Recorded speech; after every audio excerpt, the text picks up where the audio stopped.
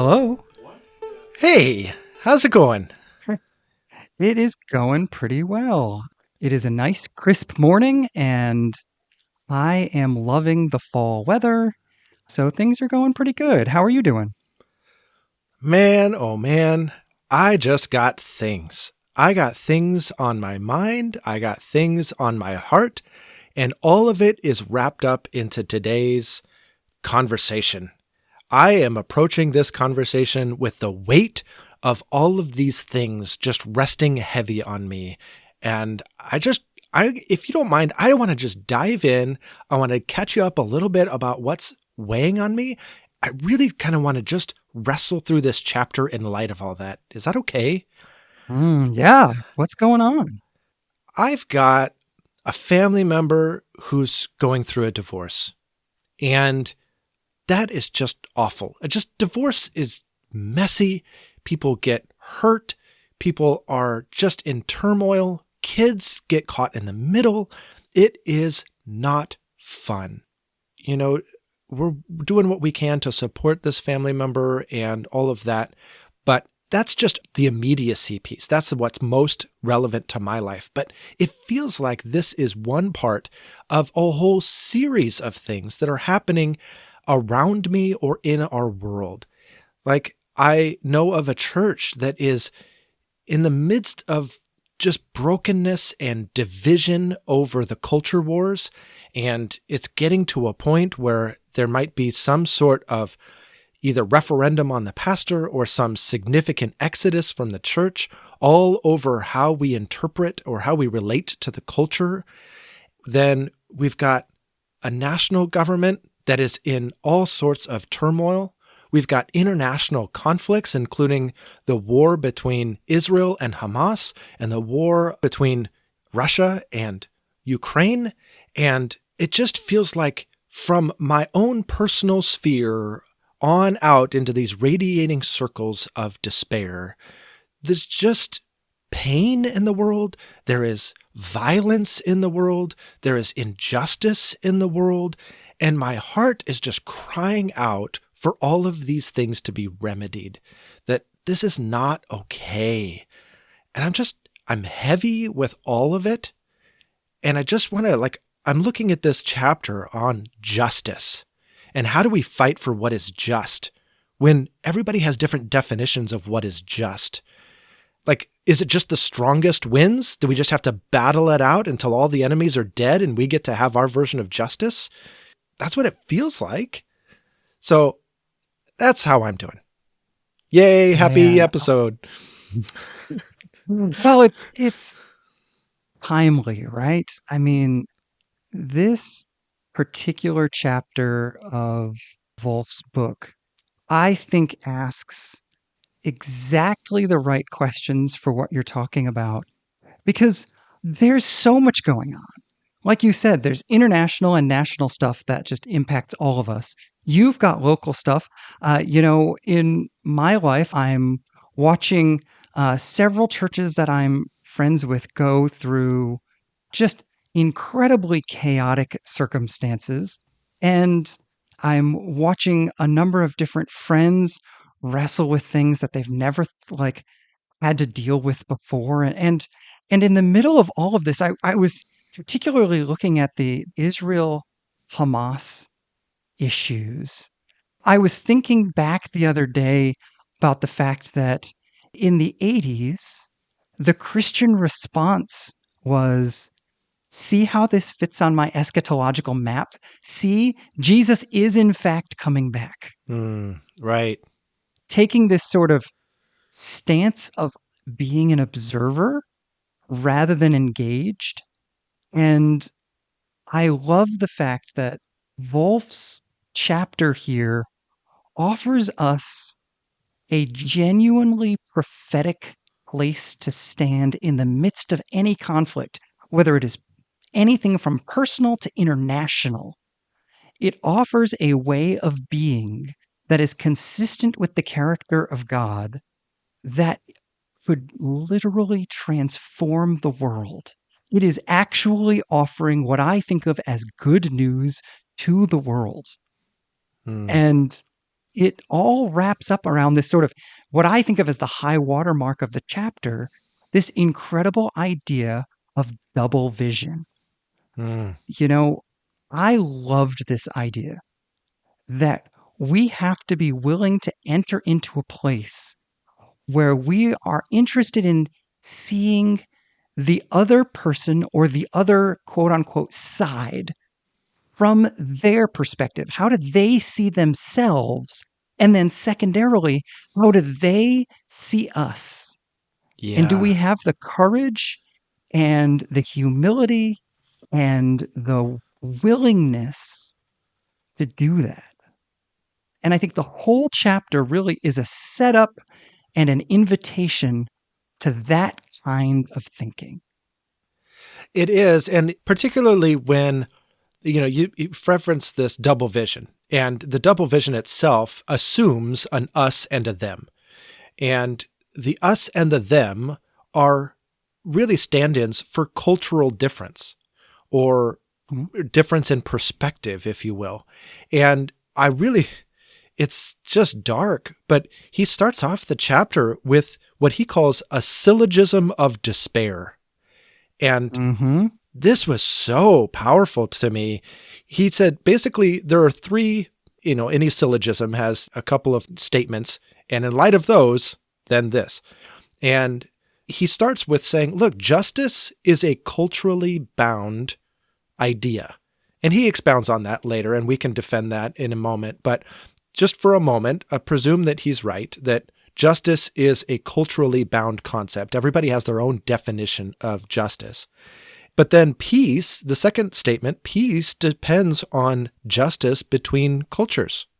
And therefore, violence will never stop because we're all going to have our own definition of justice, and we can't have peace until everybody agrees on that same definition. So we're always going to fight about it until the end of time. And that's where he starts. And I got to be honest, that's how I feel about our moment. No, that's exactly it, right? Like, I appreciated the fact that he put into sort of logic speak the exact way that you just described you feel about the present moment, and how I think a lot of people on virtually every side of every issue, whether it is a local, state, federal, or national, international, whatever personal kind of issue, I think it comes down to I have my side of things, they have their side of things. I am convinced I'm right. They are convinced they're right. So let's just fight it out. Yeah. Yeah. And so he proposes three different possible ways out. And we see these taking place in various aspects of our culture. And so along with him, I'd like to explore, like, is this a way out or is this a way out? Or do we have to come back, as he argues, to his vision, his idea of double vision? So these three possible ways out I want to explore together. Universal. So this is the affirmation that, like, we all agree on one definition of justice. So is that our way out? Or do we have to take the postmodern approach that justice bears many names, and justice is, whatever the weak, the oppressed, the individual decides justice is just fine? Or the communitarian, which I think is a little more hard to describe. So maybe we'll have to describe that when we get to it. But so I want to approach these three topics, and starting with universal affirmation. What is your takeaway from his exploration of this possible way out of the constant fighting over what is justice? Coming as I do from the evangelical perspective, I was so appreciative of his evaluation of this.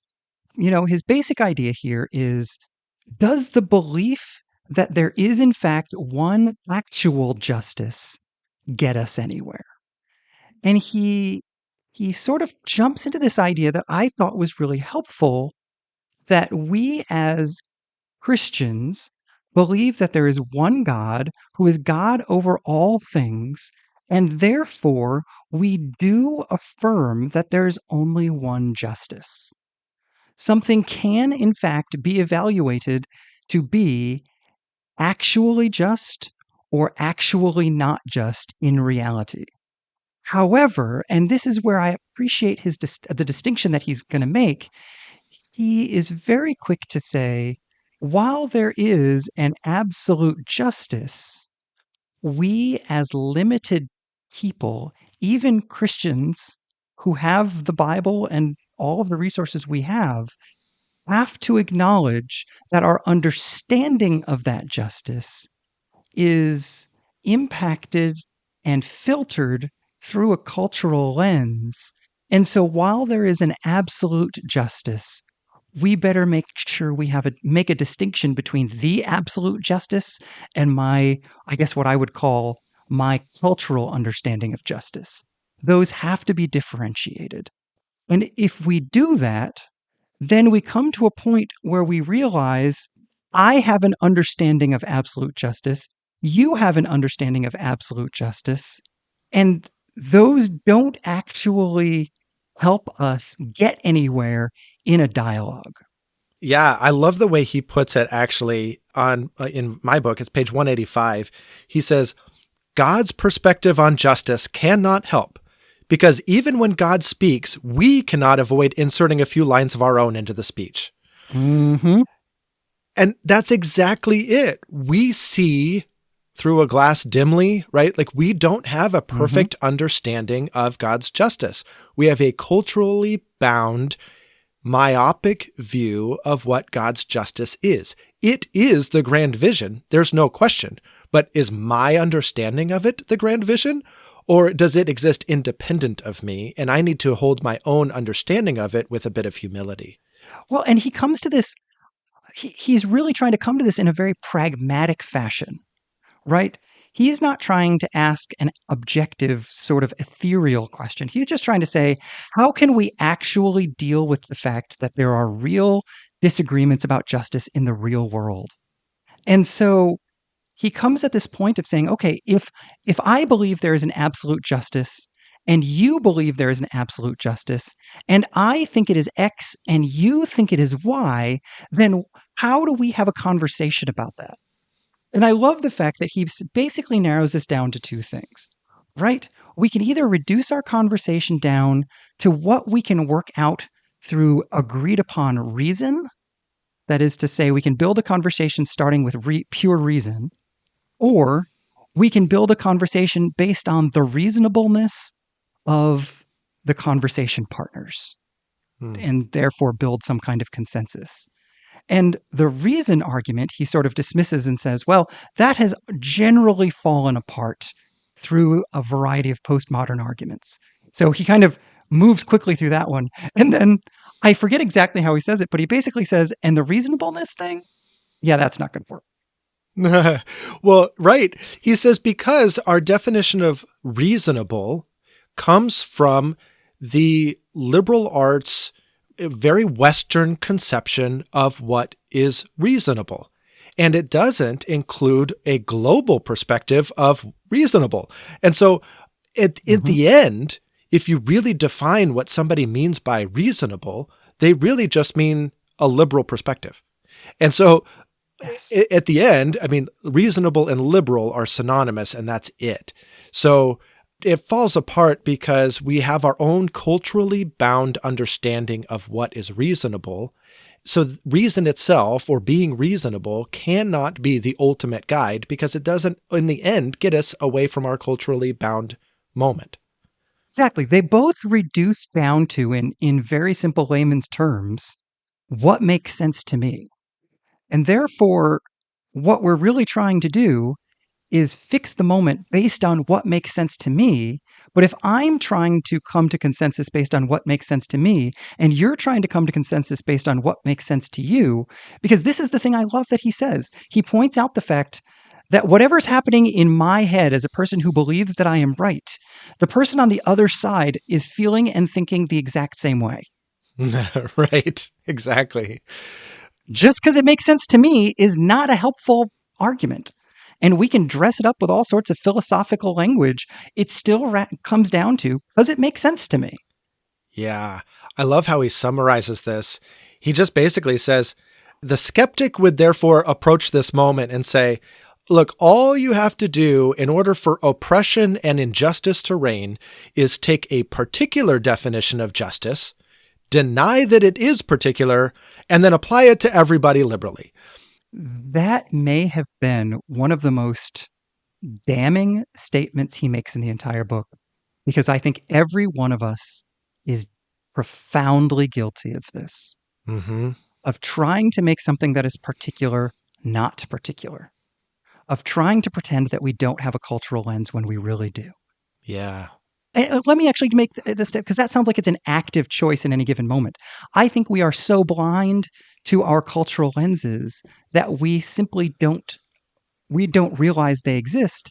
And therefore, we pretend we're looking at the truth without realizing there's something in the middle. We pretend we're looking at justice without realizing there's something in the middle. And when we are confronted with the thing in the middle, our cultural particularity, we are deeply reactive. Yeah. And so then for a moment, he entertains the postmodern approach. It says, okay, well then we have to take all of these universal definitions of justice and deconstruct them because they're all culturally bound.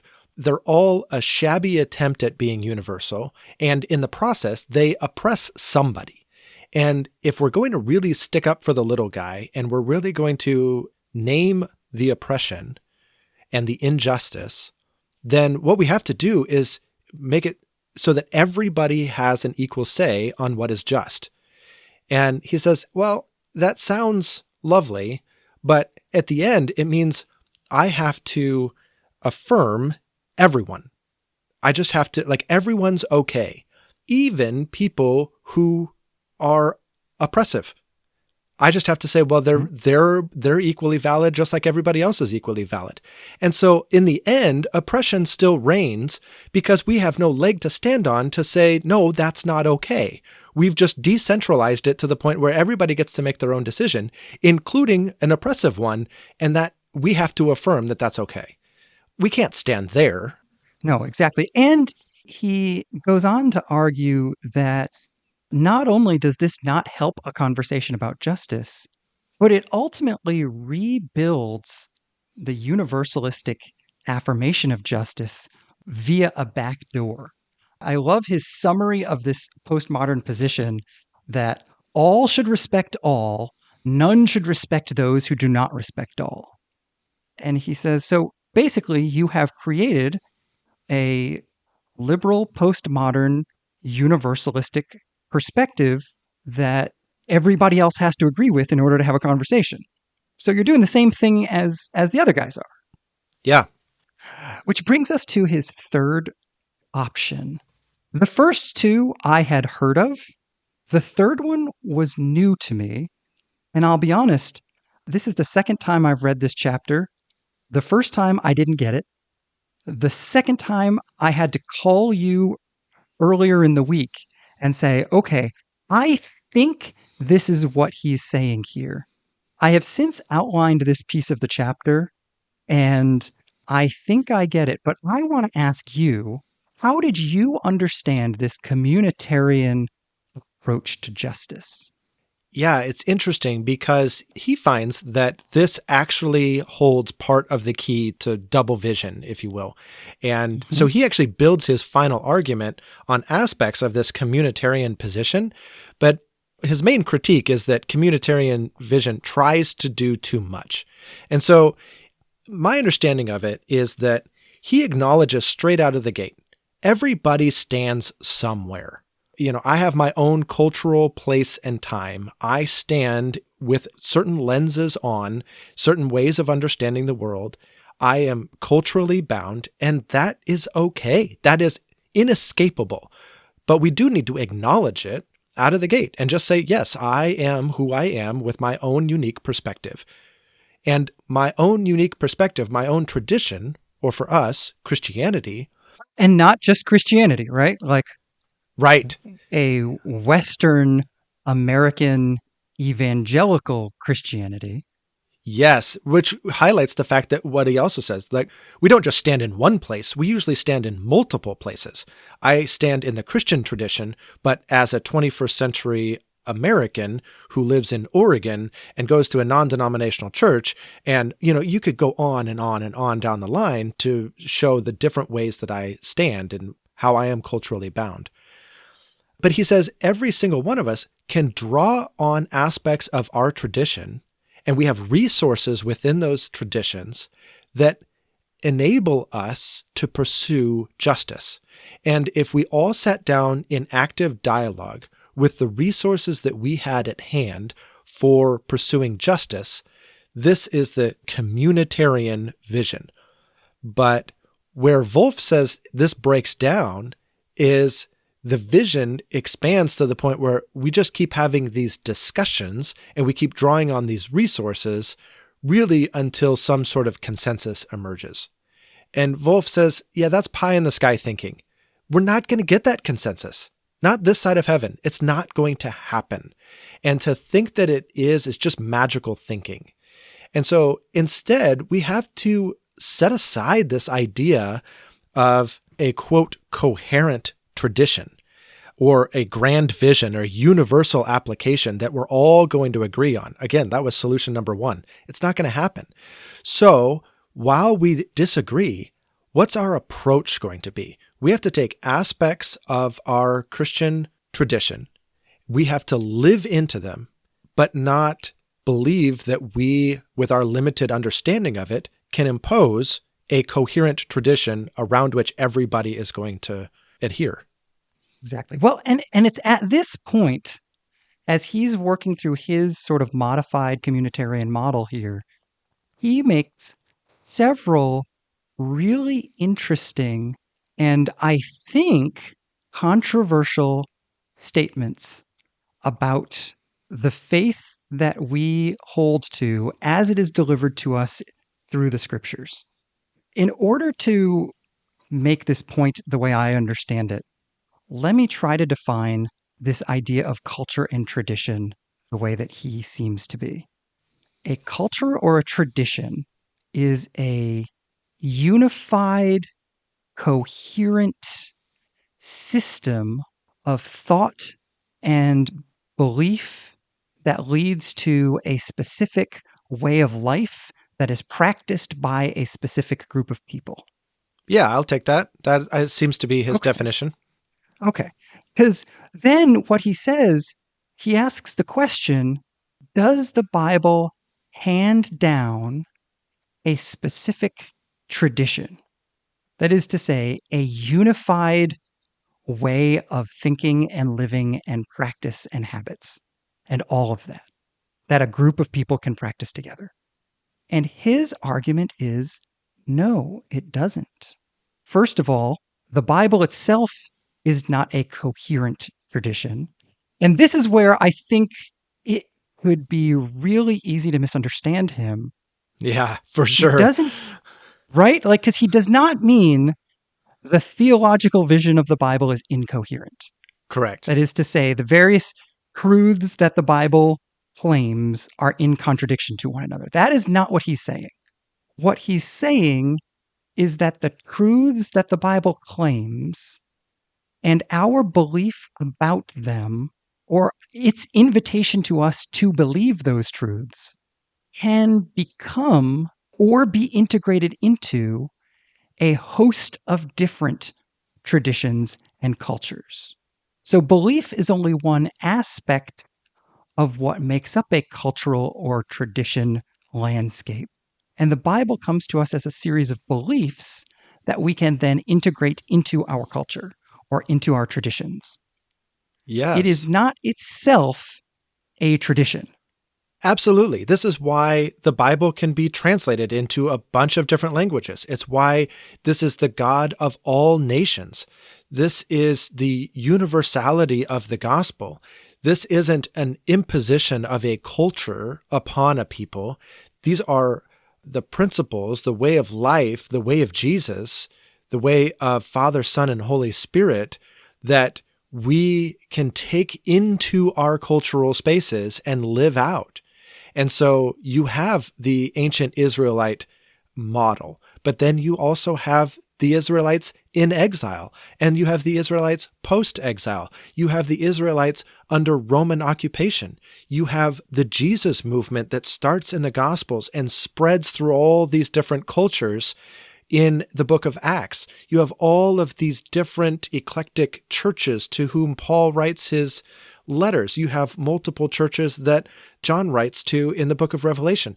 You have a variety of cultural spaces, cultural moments, cultural understandings. But what is consistent in all of those spaces and times is the reality of Father, Son, and Holy Spirit and how we live in light of that. The other thing I think he's suggesting that needs to be universal is our recognition that we therefore are particular, that is specific expressions of Christian belief in a specific cultural context. And we are not capable, nor should we be capable, of extracting the Christian beliefs from the cultural context and existing without culture in some sort of pie in the sky, purified Christianity that is absolute and perfect. Right.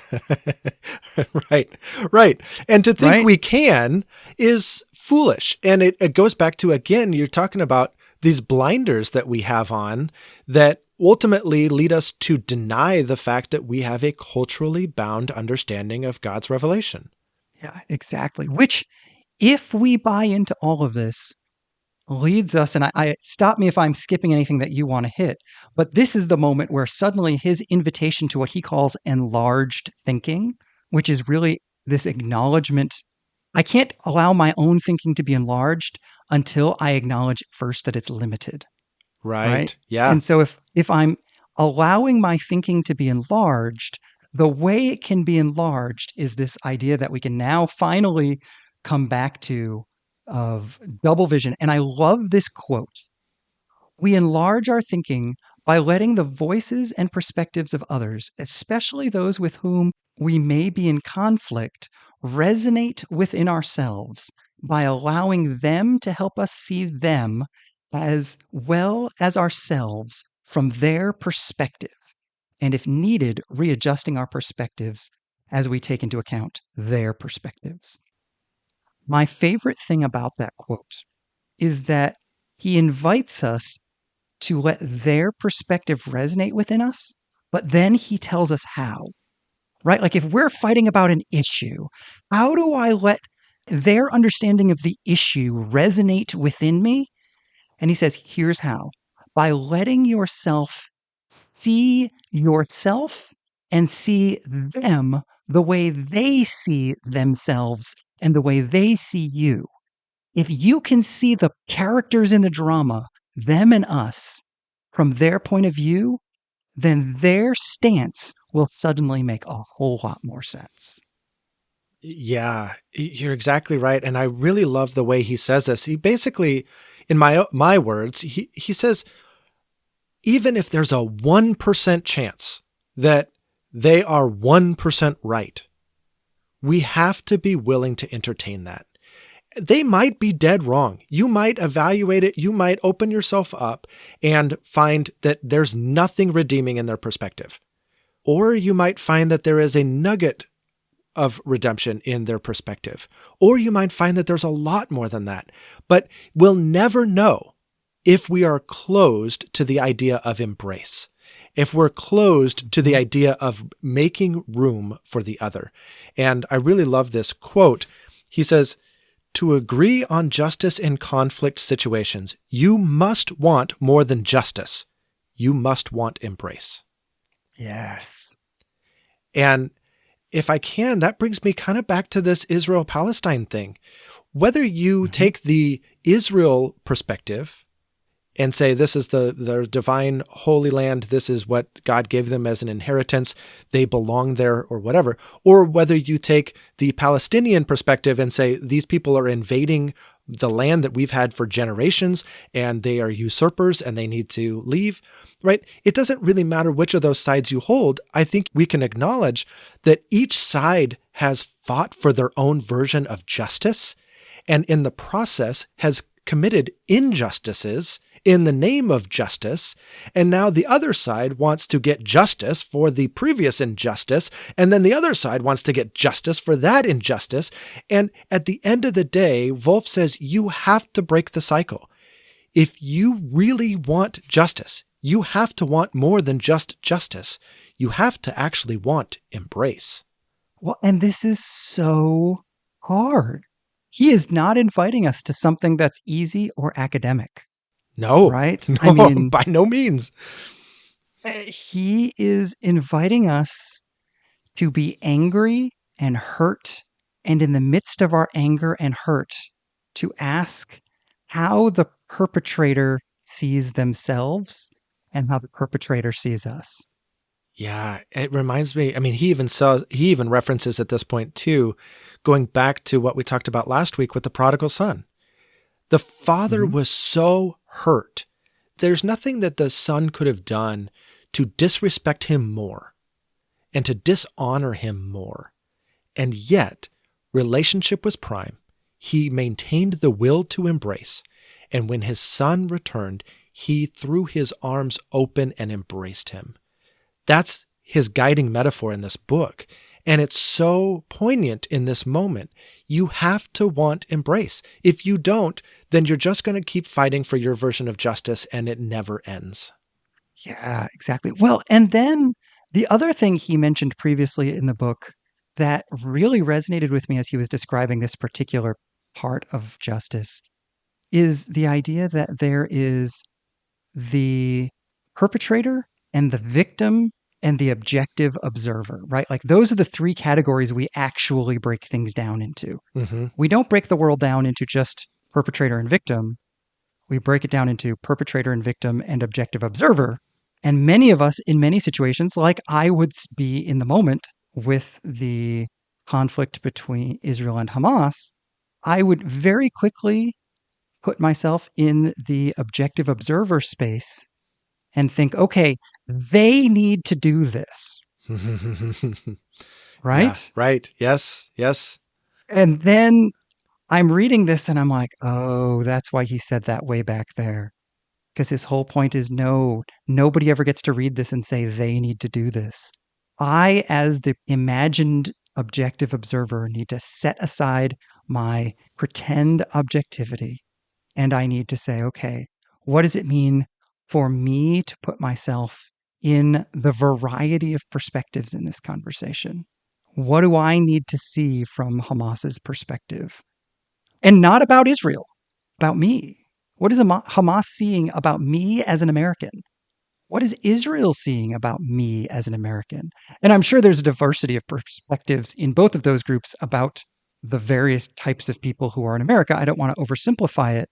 I just found an interesting invitation to not be an objective observer in any conflict in his way of thinking here.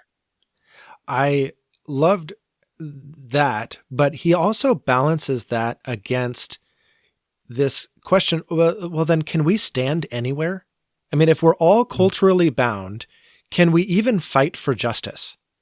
And he makes the argument that yes, we absolutely have to. Otherwise, injustice reigns. And even if we have a culturally bound understanding of it, and we have to hold our own assumptions loosely, we must fight for God's justice. We believe that God does have this universal, applicable for everybody understanding of what is justice. And even if we understand it imperfectly, we must fight for God's justice, not my definition of it, what is ultimately God's justice. And even if it's imperfect, for the sake of the oppressed, if nothing else, we must fight for God's vision of justice as best that we understand it, while holding our own perspective with humility. Yeah, I found this to be very challenging as well. And I might say it a little differently, but I think I'm saying the same thing here. I am taking a stand for my imperfect understanding of justice while acknowledging that I understand it to be an imperfect version of justice and being open to it being corrected all at the same time. Yeah. Right? I don't get to, he said this, and I don't have the quote, but he said, we don't get to split this into two steps. Step one, I identify the just thing to do, and step 2, I do it. The real world doesn't work that way. Sometimes you have to act, and your action is imperfect, and you have to course correct midway through, and then you have to act again, and then you're course correcting again, and it's just messy, and that's okay. That's not okay. He doesn't say it's okay. He says it is better than inaction. Yes. And ultimately, we look forward to that final reconciliation. This is the hope of the gospel. This is the vision that he promotes. And honestly, this was going to be my thought later, so I'm just going to incorporate it here because it fits. Our church really loves the Bethel song, Homecoming. Have you sung this? I don't know if I have. How's it go? The Father is welcoming. This is our homecoming. Heaven. Oh, yep. Okay. It is this beautiful picture of the final restoration of heaven and all of God's people gathering around, and the children are playing and dancing and laughing, and the Father is welcoming because what was lost is finally found.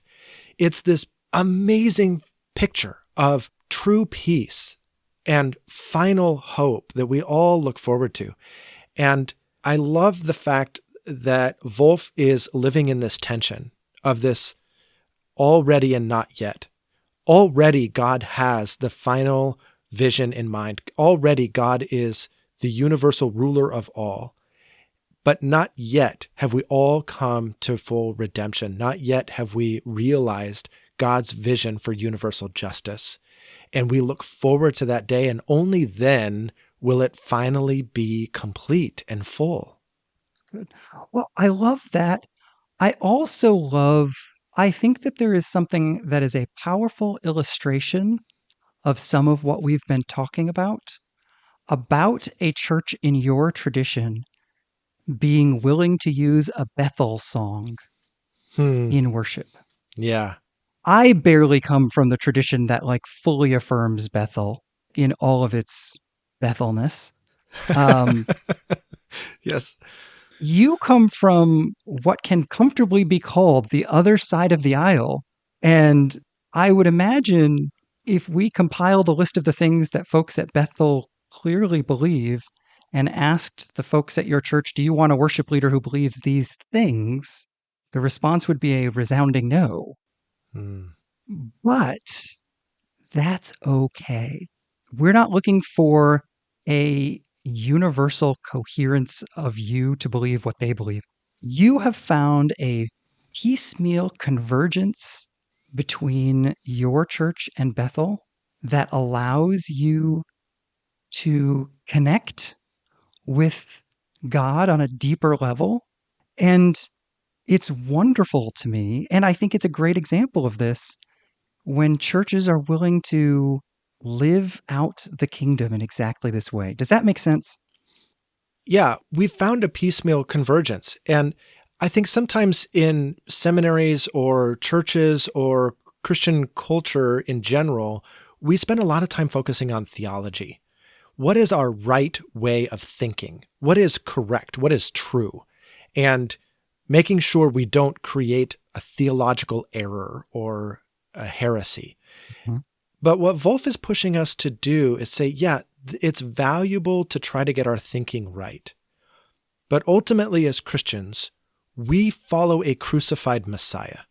And even in the battle over what is good theology and what is right, we have to follow the way of Jesus. And the way of Jesus is self-sacrifice, self-giving in the face of somebody else being wrong. And if Bethel is wrong on some theological issues, or if I'm wrong on some theological issues, we can at least embrace one another over this common vision of what heaven is going to be like and what the final restoration might feel like. That is a point of convergence. And as the crucified Messiah would do, I think we need to come together at least over that. Well, and I think you used language that is very accurate for what we are often thinking we're doing. You know, you said this battle over theology. I was thinking of that in the context of your previous quotation from 1 Corinthians 13 that we see in a glass dimly. Is that 13? Am I remembering that right? Yes, I think so. Yeah. That's 13. All right. Can you imagine sending a bunch of people into battle who have bad vision? I have a really good friend that I grew up with. We're not in close contact anymore, but he was really a good friend when we were growing up. He had dreamed of being a fighter pilot his entire life. And he got disqualified because his sight was 1 point off what it needed to be. Game over. He cannot go into war for his country as a fighter pilot because he can't see clearly enough. Hmm. And yet we pretend we can go into some sort of theological battle when we can barely see the truth and we're pretending we can see it accurately. That just seems wildly dangerous. Hmm. Yeah. With that in mind, I want to turn to the audience and say that's part of why we want to do this podcast. It's part of why we want to dive into Miroslav Volf's thinking. We need conversation partners. We need one another to round out our poor vision.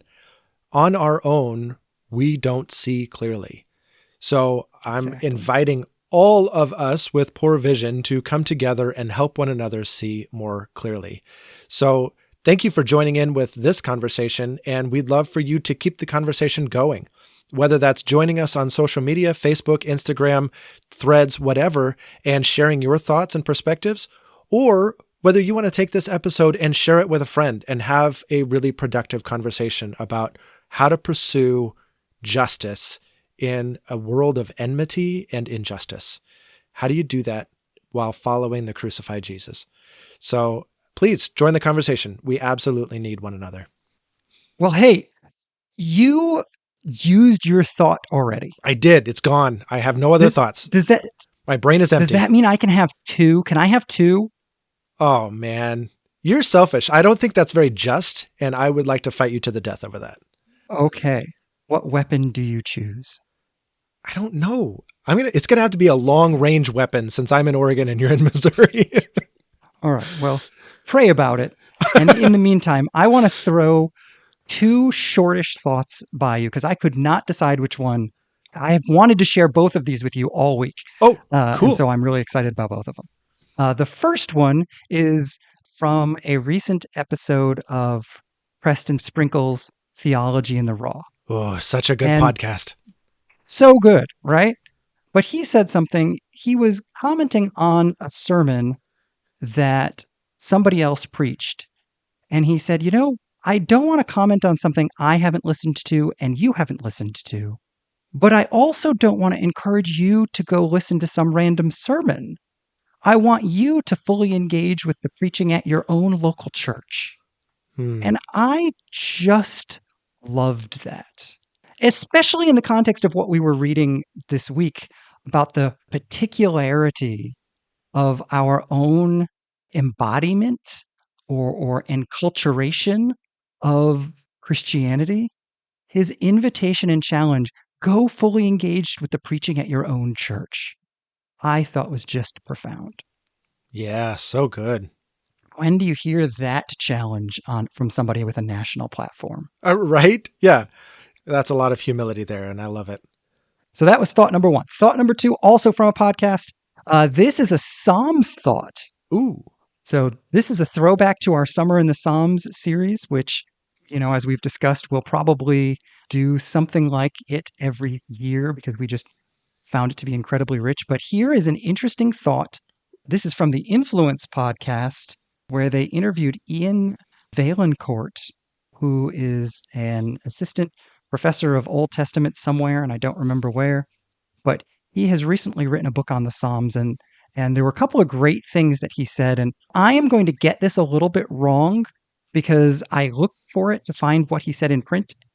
And the only way you can do that is to buy his book, and I have not bought his book yet.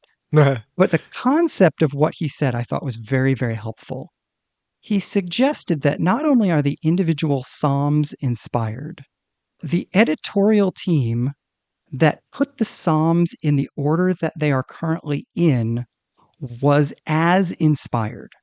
We often say this regarding Psalm 1 and 2, right? Psalm 1 and 2 are a great introduction to the Psalms. he goes further than that. He says, you need to look at each of the 5 books of the Book of Psalms as having some major themes within them that you can understand a particular psalm based on which book it's in, because it's intended to be understood in that context. But then you can also understand it in the flow of the main ideas that the editorial team is working with. And so you really see the psalm on 3 different levels, similar to, he said it's a lot like there was a major loss that recording artists experienced when songs were no longer bought by the album, they were bought by the song. Ooh, what a Because good analogy. Isn't that good? I have heard this a bunch of times by artists who say, no, I was trying to communicate something, not just with the individual song, but with the album as a whole. Now, that doesn't mean every song in the album is directly about that particular topic, but it does mean that there was an overall idea that was trying to be communicated. Mm. And he suggests that the basic ideas, and I'm going to get this a little bit wrong. This is where I'm not sure I got it right, but I just thought it was so good I wanted to share it even if I didn't get it quite right. He says, books 1 and 2 are largely about David. The majority of David's psalms are in books 1 and 2.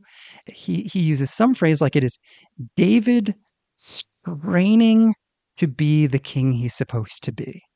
And then it goes into book 3, in which David somehow takes a step, or the psalmists, including the ones that are by David, take a step beyond who David is, and they look through David's experience to someone greater who is coming, the Messiah.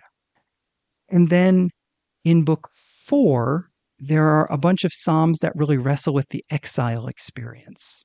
And then book 5 is this celebration of who God is as king. I love that. And it makes me want to go back and read each book of the Psalms in that light and just kind of evaluate that, because that's a cool organizing principle. It really is. And it's one of the things he really is arguing for in this podcast episode, is to understand the Psalms as a whole. And so if you're interested in this, I would really encourage you to go listen to the Influence podcast episode first, so that you can be looking for the correct organizing principle, the way he actually means it. Because he has a PhD in the Psalms and I don't. And I heard it once and was like, wow, that's amazing. And I want to make sure his ideas get properly stated. Sure. Rather than half-heartedly stated. But isn't that amazing? That's so good.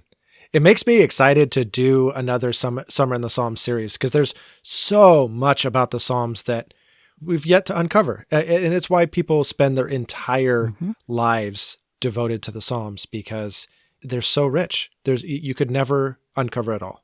Exactly. It's so good.